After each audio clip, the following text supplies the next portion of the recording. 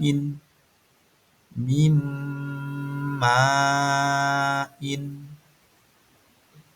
Nun sukun bertemu dengan huruf mim. Untuk idgham yang kedua adalah idgham bila gunnah, yaitu idgham bila gunnah, memasukkan tanpa suara dengung. Hurufnya ada 2, lam, ro. Contoh, min ladunka, min ladunka. Nun sukun bertemu dengan huruf lam. Contoh yang kedua, ghafurur rahimun, ghafurur rahimun. Dhammah tain atau tanwin bertemu dengan huruf ro, maka dibaca idgham bila gunnah. Baiklah anak-anak, untuk bacaan nun sukun atau tanwin yang keempat, yaitu bacaan iqlab, yang artinya mengganti. Hurufnya ada 1, yaitu ba. Hukum bacaannya, apabila nun sukun atau tanwin bertemu dengan huruf ba, maka akan berubah menjadi bunyi mim dengan mendengung, yaitu mengganti suara ba menjadi suara huruf mim. Contoh, ambihum, dibaca ambihum.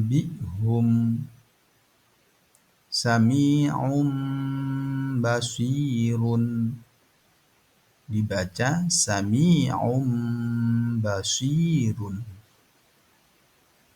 Mengganti suara huruf ba menjadi suara huruf mim.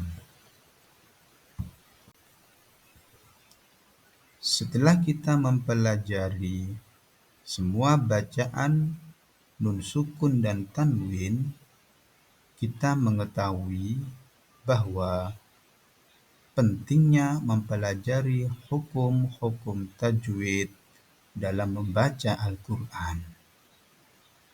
Anak-anak, membaca Al-Quran dengan tajwid adalah bentuk penghormatan kita terhadap firman Allah Subhanahu wa Ta'ala.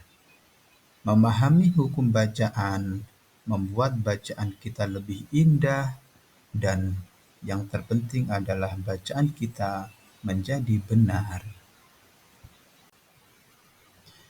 Kesimpulan akhir dari pembelajaran kita hari ini adalah hukum bacaan nun sukun dan tanwin terbagi menjadi 4, yakni bacaan idhar, bacaan ikhfa, bacaan idgham, dan bacaan iqlab.